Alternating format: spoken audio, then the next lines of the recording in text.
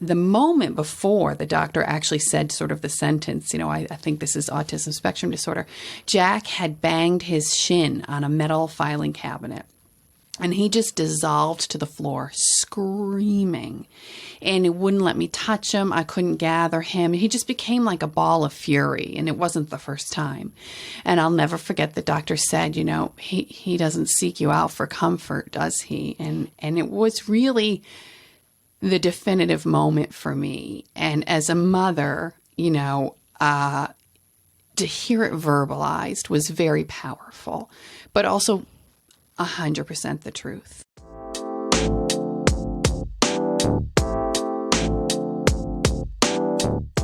This is Diary of a Nation. I'm your host, Christina Zlotnick. My podcast explores the human experience. Carrie Cariello is a mother of 5. Yes, that's her real name. It has a nice ring to it, doesn't it? She and her family live here in New Hampshire, and one of her sons has autism. She's a blogger and the author of 2 memoirs. Her experience has broadened my understanding of people with autism, and I hope her stories do the same for you. Carrie, I've had sex 3 times, and as far as I can tell, you've had sex 6 times in your life. That is all. It's all I've done. And Joey, your first son, has a funny story about that, but he thinks you've only had sex 5 times. Well, he's 18 now, so he's since learned differently, I think. But yeah, way back when we were having our 5th child and he kind of connected the dots that sex is what leads to a baby, he had a lot of questions about how often and where and how many times. And I just told him the same answer I give my father, 5 times. You wrote that your first pregnancy ended in miscarriage. Mm-hmm. And my first try, I was diagnosed with an ectopic pregnancy. So I had to go to the hospital. I took methotrexate. And after that pregnancy ended, I really didn't think I'd be able to have children. I had that real fear. And I just want people to know that this happens more often than we know, because not everyone's comfortable talking about it, for one. And you and I, know that pain. What do you want people to know? Oh, absolutely. We know that pain, and it is a very lonely, isolating experience. It was my first also, so I was really trapped in that bubble of fear that I would never have a family, or I would never have a family traditionally.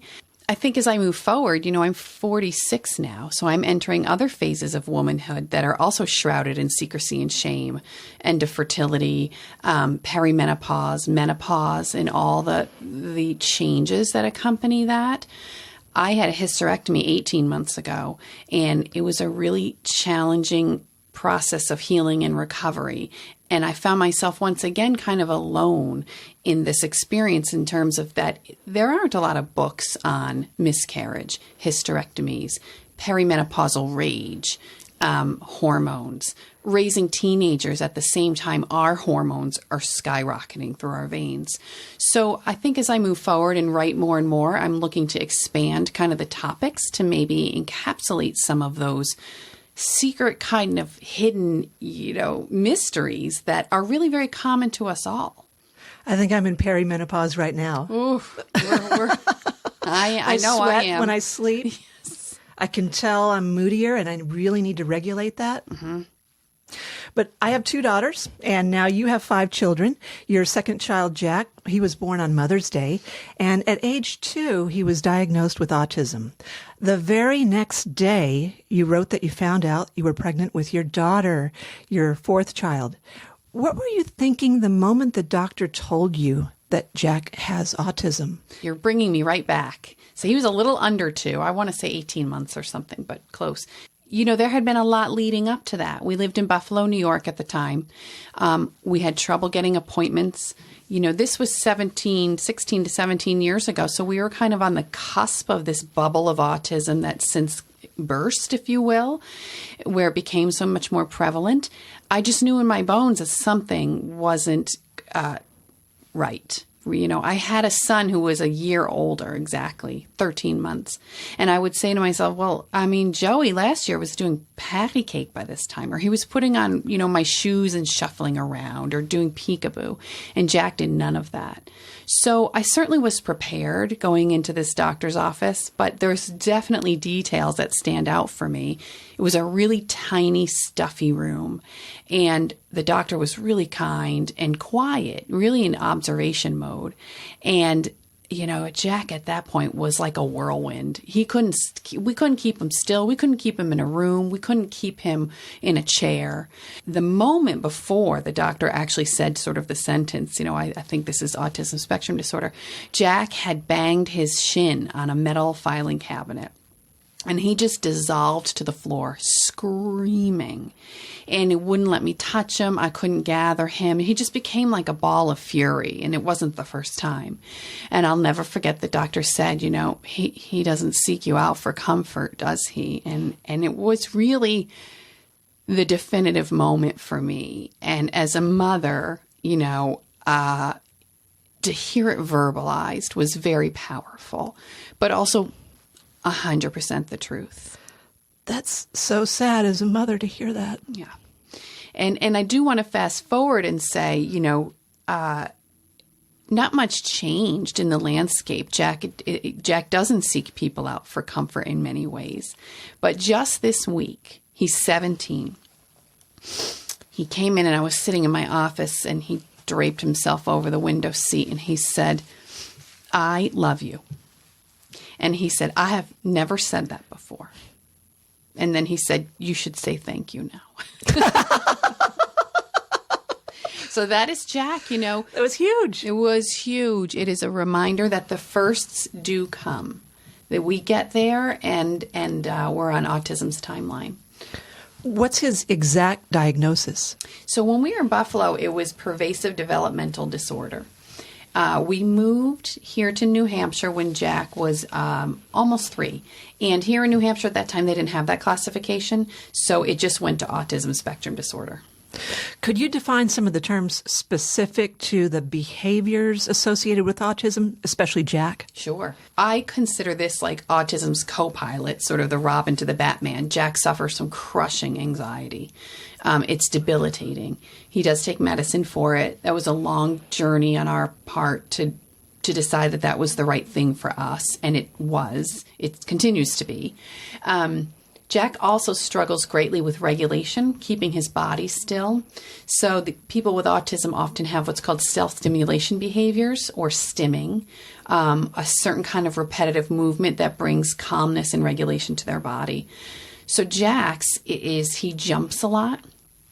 Bear in mind, he's just about 6'4". So the jumping it's intense, can be disruptive. He also rubs his hands together really quickly. It's almost like he's at a campfire. He's trying to warm himself up. And when he's really distressed, he picks at his scalp, or he tends to rub his eyes or his face quite a bit. So, we've come to know that when you're deregulated, when any of us are deregulated, we don't take in information, we don't learn, we don't process.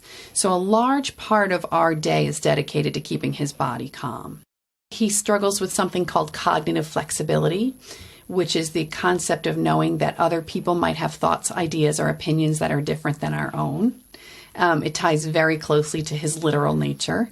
He is honest, unflinchingly raw and honest. So we work on something they call bubble thoughts, where, certain things need to stay inside of our brain. I remember you had described in your book the pocket brain, and yes. I love that. Yes. It makes a lot of sense as a child or an adult. So many themes and concepts I've encountered through my journey alongside autism have applied to myself, to each one of my children. Sure. It's really been kind of groundbreaking for us as a family. He continues to sort of struggle or have different kind of vulnerabilities. He is 17. Emotionally, he's probably 10. And so his body and spirit and brain are not exactly like lined up right now, maturity-wise. That makes sense, too. Right. And so he longs to do certain things he sees his 18-year-old brother do. And that is, I always say autism is, death by 1,000 paper cuts. It's nothing big. There's no big gash. There's no big there's no like a lot of blood. But every once in a while, there's just this sting. And driving right now is one of them for him because his older brother has his license. And then my third son, Charlie, today is starting to drive with an adult, and then congratulations, I think. Congratulations to Charlie. So that's scary for the parents. Oh gosh, of all the things, I never imagined it was like waiting up for a teenager. It's got to be top 5 of parenting hurdles. Yeah, I said to Jack, how will you feel if/when Charlie gets his license before you? He said, I will feel jealous, but he will take me places. Oh, that's a good reaction. It is a positive reaction. Very good. So, you met your husband when you both worked at Uno's Pizzeria in New York. And what are the odds that you'd fall in love with someone who has a last name that's similar to your first name? Yeah. So Joe was a cook and I was a server. We said waitress back then. I don't think you say that anymore. We did say that back then. I was one as well. Yeah. And so... Oh, he was just so cute. A dark-haired guy, but quiet, kind of a quiet guy. And so he invited me to his house for dinner. And this is almost embarrassing to admit, but I didn't know his last name until I got there. I mean, I guess. Well, you don't really need to know. I knew where he lived, and I don't know. So we got there, and he told me his last name. And the first thing I said is, I could never marry you because Carrie Cariello, like, who's to think? Or what would that be like? And so, 4 years later, there we are. Your husband's a dentist. He owns Dovetail Dental Associates here in Amherst. And I know from being a patient of his that he has a wonderful bedside manner. And the way you write about him in your memoirs, it makes me realize that he's every bit as compassionate as a father and as a husband. What would he say about being a father to a son with autism? That's a great question. I've never posed that to him exactly. I heard one time from an occupational therapist that a father's job is to sort of push the ducks out of the nest, the chicks out of the nest, and the mother's job is to draw them close. And that metaphor exactly lines up with our parenting styles. Joe looks at Jack and doesn't see vulnerabilities. He sees potential. He sees possibility. Great. He sees... the other day he had him pumping gas in town, and I thought, oh my God, the whole place probably could have gone up in flames, Or he's sending the boys up on the roof to hang Christmas lights. Jack's going up there with him, with the rest of them. He is very much a pusher. You can do this, Jack. We'll get you a debit card, Jack. Jack's working now. Joe was the first one to be like, okay, every Saturday we go to the bank and we deposit your check and we have to work on your signature. Life skills. Just really, really emphasizes that he can do it. And I talk a lot about autism grief, and I say a father's autism grief is inward. It's dark. It's something they visit. I think Joe visits when everyone else goes to sleep, and he's kind of down on the couch with the dog. A mother's grief is wild and colorful, and it fills the room, and it takes up space. And so aligning those two recovery sort of healing processes has been a journey for both of us because we just both come at it so differently. But 17 years, I think we're beginning to acknowledge the gifts we each bring. What has Jack's autism taught your other 4 children about humanity? I think, they've only known it as a big part of their lives. It's not a secret in our house. We talk about autism frequently, even to the point of saying, Jack, I don't remember dates the way you do. That's your autism brain working, which is beautiful. But my wiring is different. I think they've really learned how to listen to people. I think because Jack, one of his vulnerabilities is that he takes quite a while to respond sometimes. Words are not his friends. I liken them to a bunch of butterflies that are swirling around, and he has to take a moment and pluck them out and be able to line them up. And so my kids, although we are a loud group, they've learned to make space for that. And I think it's translated outside of our walls. They make space for other people. Jack is in a special school right here in Amherst. He got transferred out in 6th grade. And that was really difficult for all of us. And a couple of years ago, I was talking to my oldest son, and I said, I don't know, sometimes I think maybe we should bring Jack back to Bedford High School. And he said, Mom, I don't think I could take it. He said, I worry so much. And he named a couple kids that he sort of has his eye on all the time, who's sitting at a table or who's struggling to get through the lunch line or something. He's like, I haven't, he basically said, I have enough on my plate with these other kids who he's not connected to at all. So they have an awareness that I think Jack gave them. It sounds like it's a weight sometimes too. 100% a weight sometimes. I'm really watchful for that. My daughter particularly, Rose, is the fourth in line. She's 13. She'll be 14 this summer. And she is a person that feels energy really deeply. There's a metaphor about the canary in the mine. And that's what I call her because she breathes oxygen for everybody else, especially for Jack. And, when his nervous system is high, she's right there with him. There's a theory that people like Jack or people who are anxious, their nervous system immediately matches the highest one in the room. So if he walks into a crowd and somebody's really like at a 10, he's at a 10. And he lacks the skill set at this point to bring himself back down. It's a lot of work for him.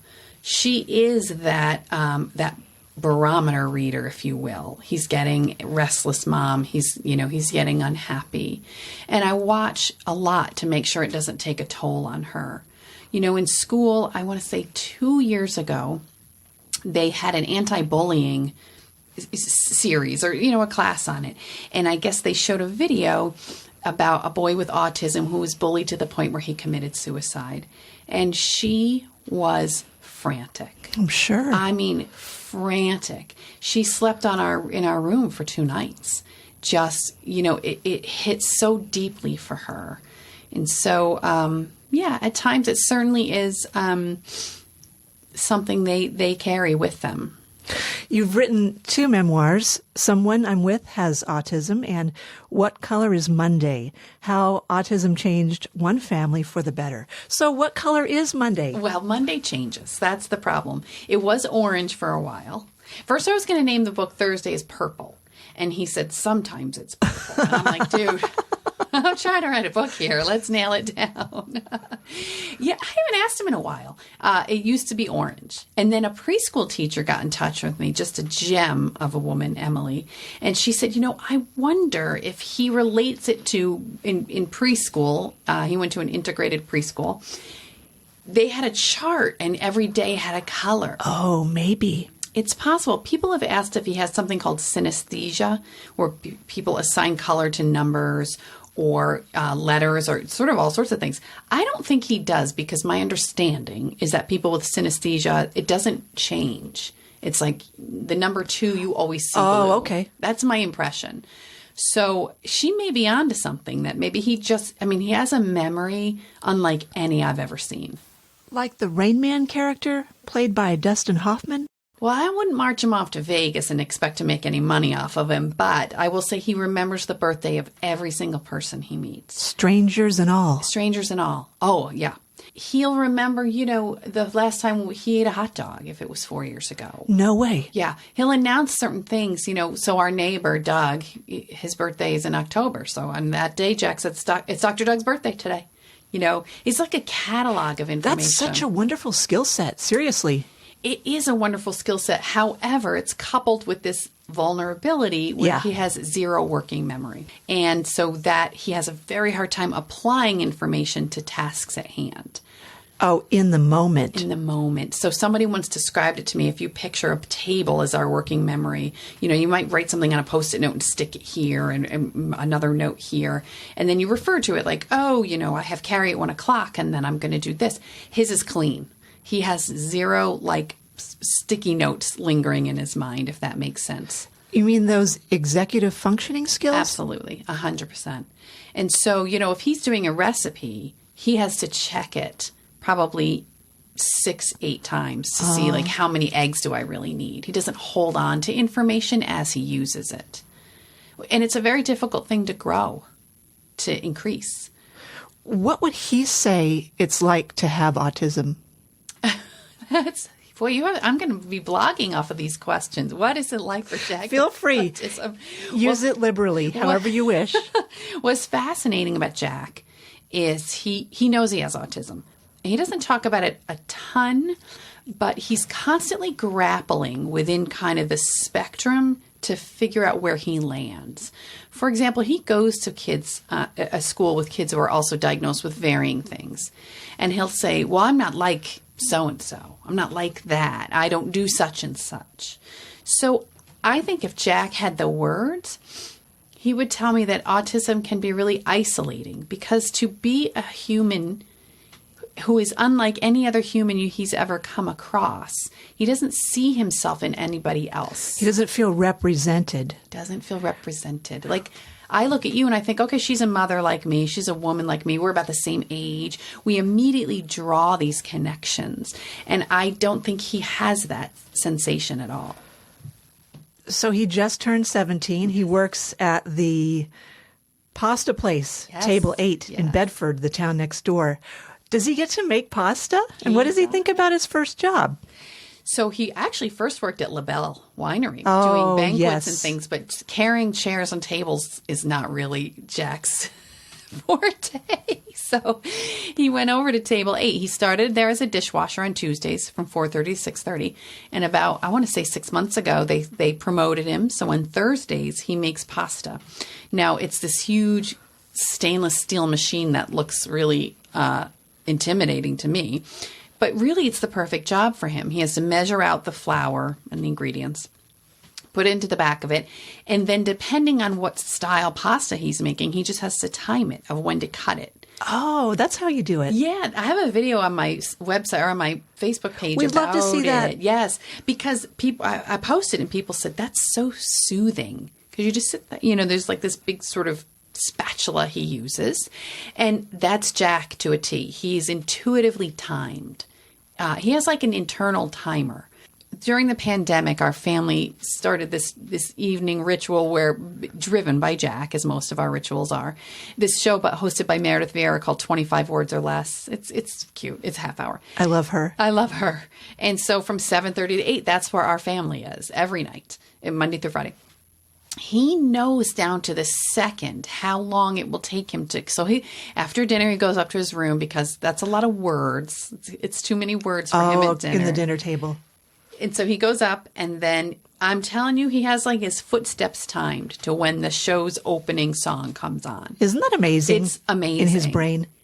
But he wouldn't tell you that. Do you know what I'm saying? He doesn't have the verbal fortitude to say, I've timed my footsteps. I know I'm going to be there. Or I know how to cut, linguine versus penne. But it's like written into his wiring. You write that autism is mysterious and it's beautiful. And that I love you story that you told about Jack is so beautiful. What else is beautiful and what's mysterious? I do find his honesty beautiful, as long as it's not aimed at me. Sometimes when he tells me how exhausted I look, or I should get more moisturizer, I don't find that so beautiful. He does that regularly. What? Don't take it personally. You have to really, don't ever say, how do I look? Unless you have some armor on. Like, you've got to be emotionally steeled for the response. But, I wrote a little bit about that recently, because at his job about a week and a half ago, an angry customer came in. She was really unhappy. And she kind of went after Jack's beloved manager. And on the way home, we pieced the story together. And Jack took it upon himself to tell the customer to stop. Oops. Right? Yeah.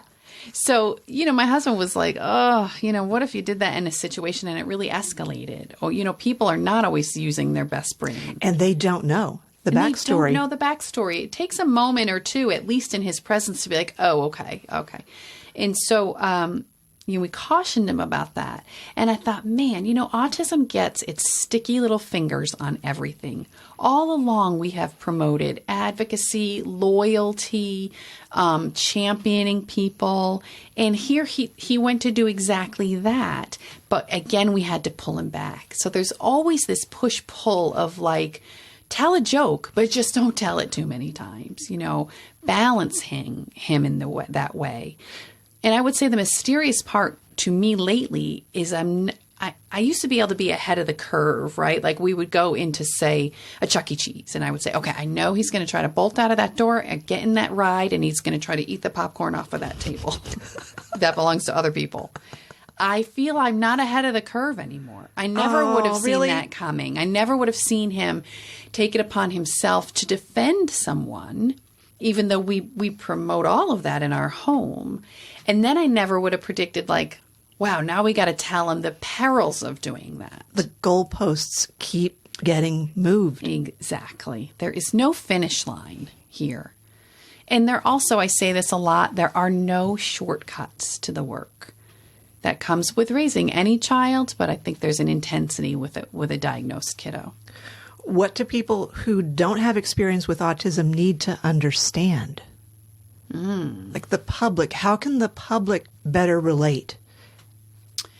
Yeah, I mean, I think with my journey as an advocate for autism, it's just that he's doing the best he can.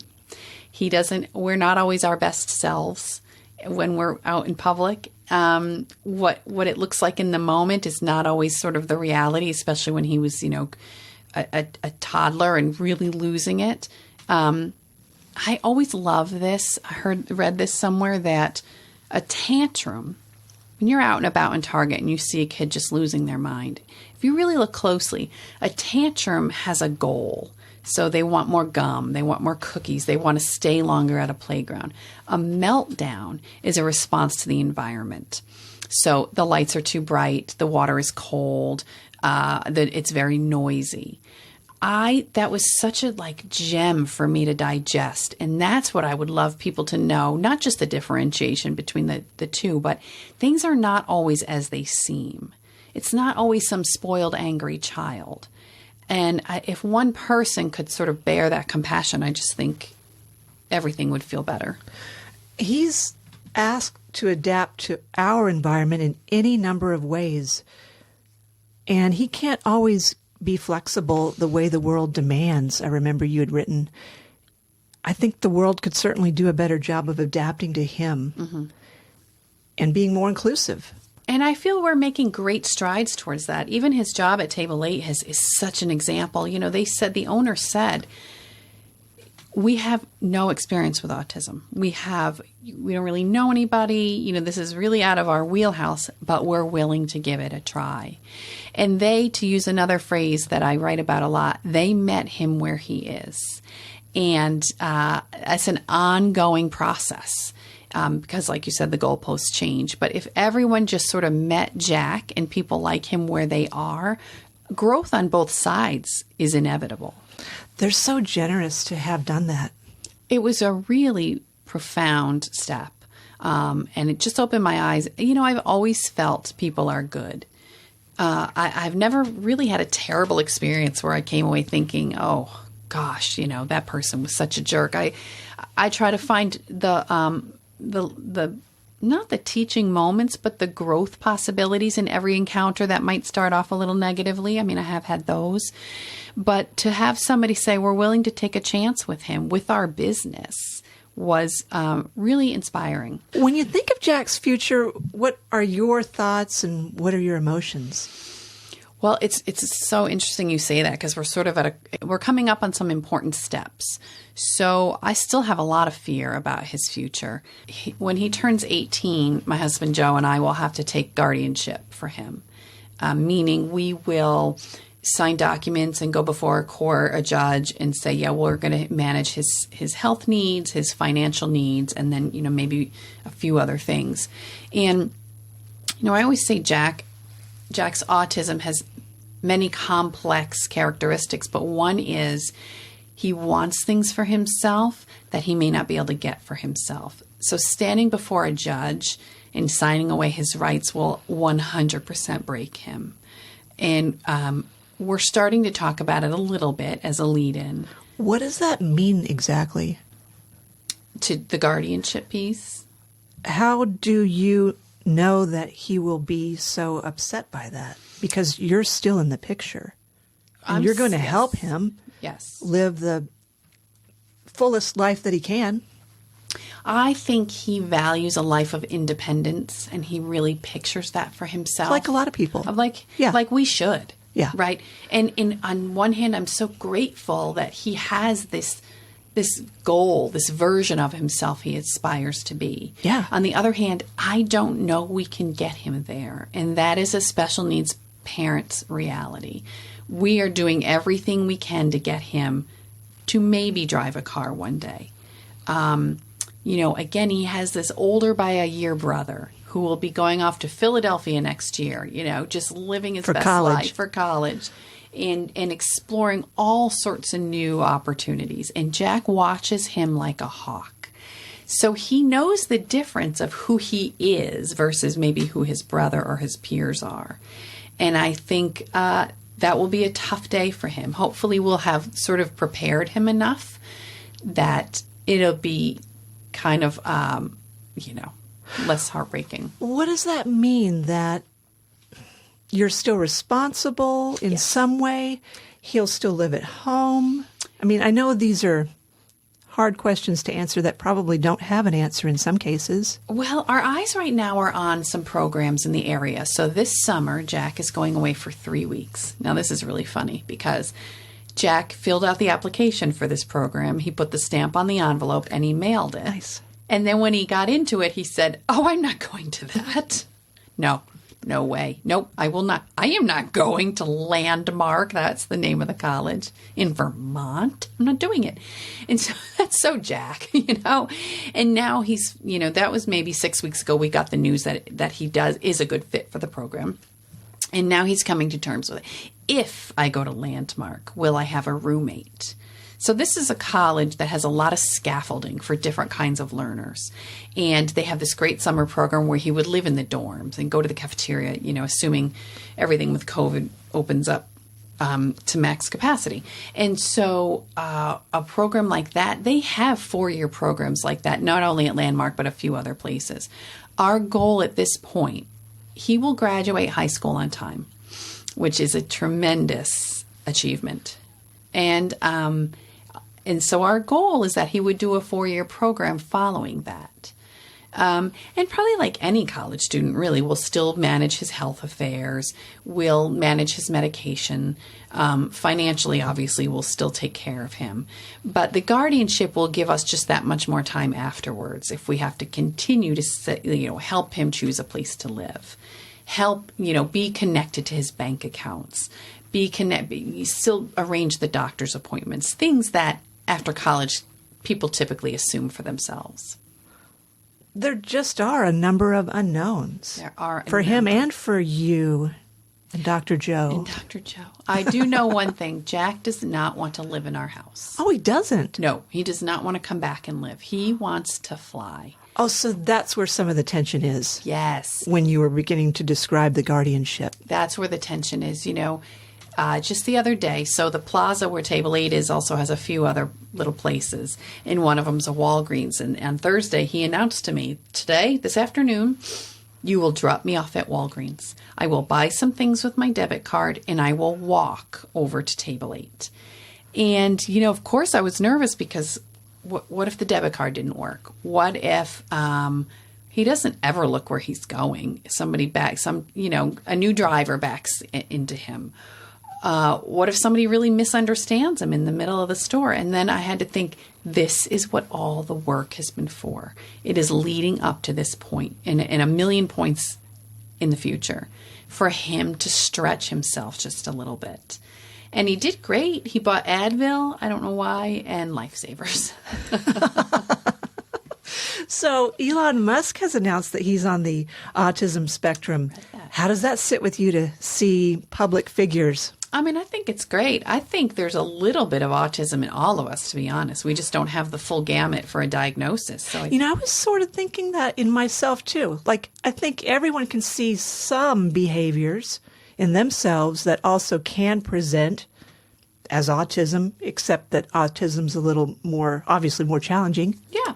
Well, I had a preschool teacher once say to me, everybody stims. Maybe you run 1,000,000 miles. Maybe you have to chew gum to calm your nervous system. We all have tools that we use to cope.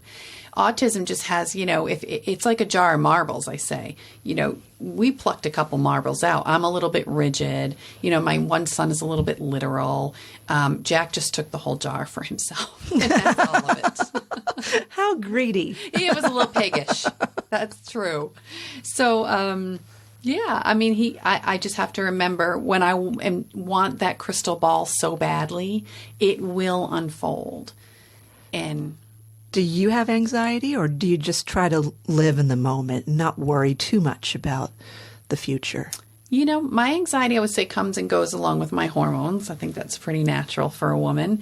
I have a little anxiety. I think a lot of special needs parents feel this way. I know all parents feel this way, but for us, it's magnified. What if I die? Oh, right. Right. What will happen when I'm not here? And I know Joe feels that deeply also.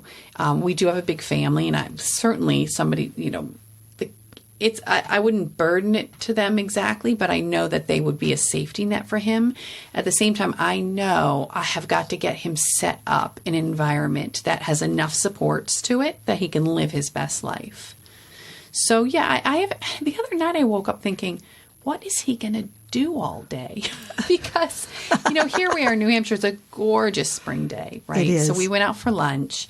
He does not do well with long stretches of empty time. He perseverates on sort of odd things. I will say this, living with Jack is a little bit like having a butler. Oh. Every day he goes around and he refills everybody's toilet paper. I like him. He does towels on Saturday. Now, it's not like we've turned him into our Cinderella. This is how he feels industrious. Useful, maybe. He feels useful. He sees light bulbs are out, they're changed. He has organized our whole Amazon subscribe and save. He just takes on these tasks that are perfect for him. So, but I'll go home, in a little bit, and I'll have to start thinking like, all right, what can I do to keep him busy? So maybe we'll have him bake something. So, as you can imagine, quarantine was long. How will he fill days and days when there's no longer school or programs? I can't play cruise ship director forever. It's an exhausting role. What was her name? Julie? Oh, is that her name? I'm trying to remember. I hardly ever watched The Love Boat. Somebody else I'm older tell than me you. about that. Well, I remember it. Something else I was just saying I never watched. I never watched The Breakfast Club. People thought that was crazy. Oh, yeah, that was my age, too. Yeah. So on the topic of self-care, you're big into Bikram yoga, that hot, sweaty kind. And you've written that there are some parallels to that experience and how Jack experiences the world. What are those parallels? Yeah, I'm huge into yoga. Now I'm doing hot power yoga. It's still just as hot and challenging. Well, I think being able to sit with discomfort. We work a lot with all of our kids on that. And I think it's a little bit of a lost lesson in this culture of impulse and I want it now and can I get it delivered in 2 hours and DoorDash me. We've lost the ability to sit with discomfort. Yoga is a reminder every day that I can do that and even come out a little bit stronger for it. And to learn how to sit in the discomfort. We talk a lot at home about, with all of our kids, about breathing exercises. And again, back to that regulation piece. How can you bring your nervous system down when you're at a 10? We are a big family. As you know, my husband's a great big Italian guy. He lives at a 12. He is always he's up there. I think in the office, he's a little quieter than he is at home. He does seem very gentle. He's gentle, but he's just, we're going to make pizza tonight. And he's a lot of moving parts. You can't see me. Your audience can't see me, but now I'm gesturing boldly. He's moving all the time. He has ideas all the time. And so we've decided as a family, we're really much more comfortable at a 6 versus a 12. We work to stay in that 6. And we, bring our toolkit right along with us, whether it's breathing or taking a quiet moment. I've begun recently to utilize something that I read about. It's actually something people in recovery use called HALT. So we want to respond quickly to a triggered situation. We feel angry, feel enraged. You just take a moment and say, am I hungry? Am I angry? Am I lonely? Am I tired?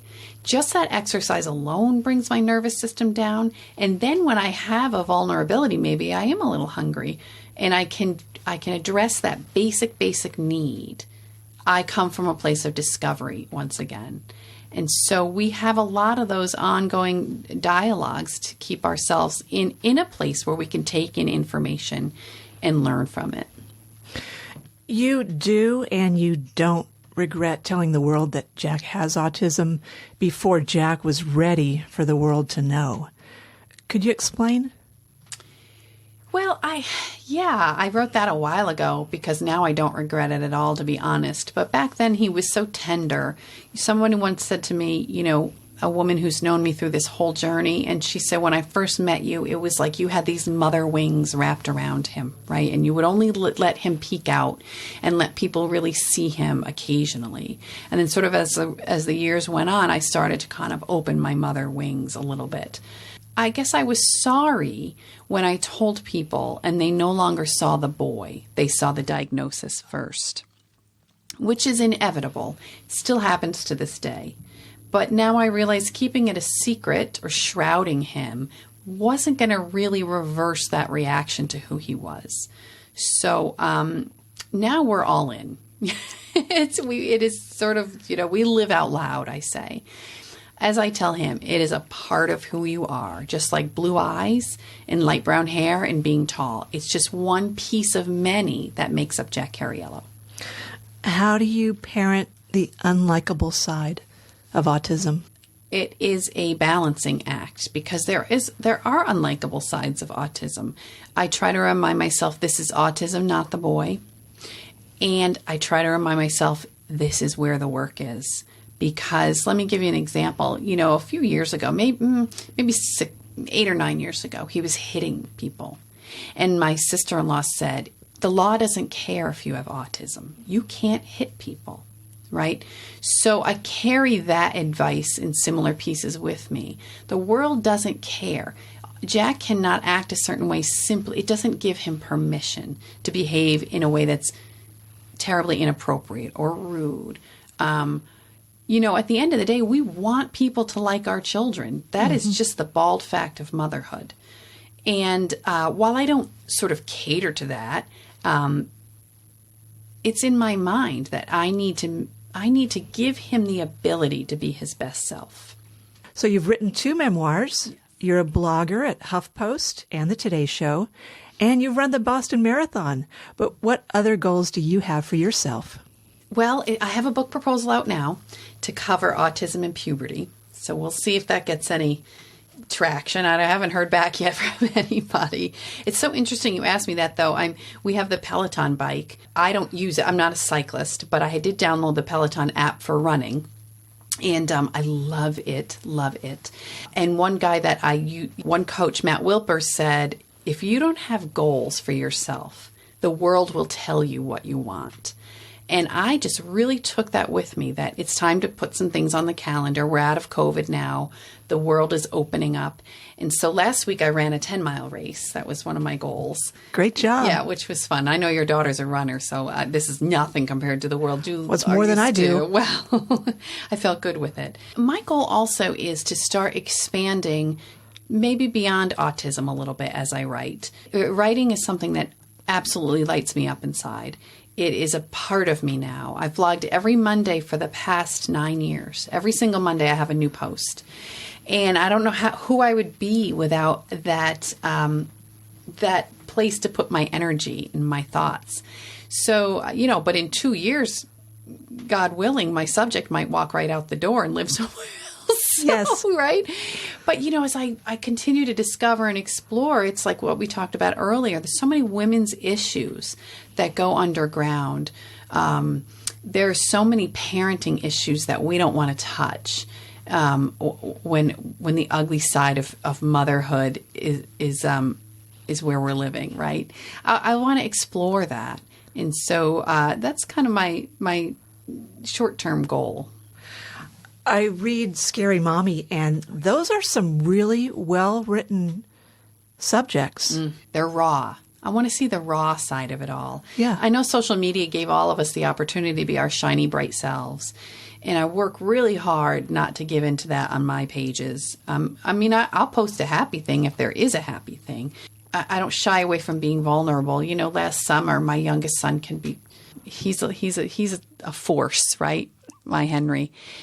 And he's a great kid, but he's a lot. He's a lot from the moment his eyes open in the morning till they go to sleep at night, And he had a Kindle or a Nook, and he drove me so crazy that I slammed it on the counter and it shattered. And I was heartbroken. And I thought, and I posted about that because I refuse to believe I'm alone.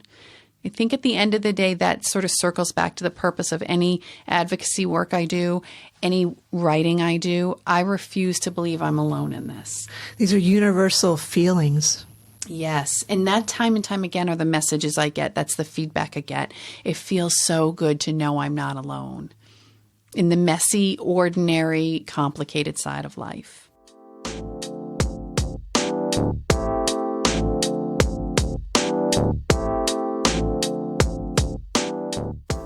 Would you be willing to help me attract new listeners? Rating and reviewing my show through Apple Podcasts helps people discover the podcast. Telling your friends to listen and sharing this episode on your social media channels also helps. Please and thank you. If you have a story you'd like to share, or if you know an interesting person I should contact, message me on social media. Or drop me a line at diaryofanation@gmail.com. Find Diary of a Nation through your favorite podcast app. Follow me on Facebook, Instagram, and Twitter at Diary of a Nation. You can subscribe to Carrie's blog by visiting carriecariello.com. Look at the show notes for this episode to find a link to her website.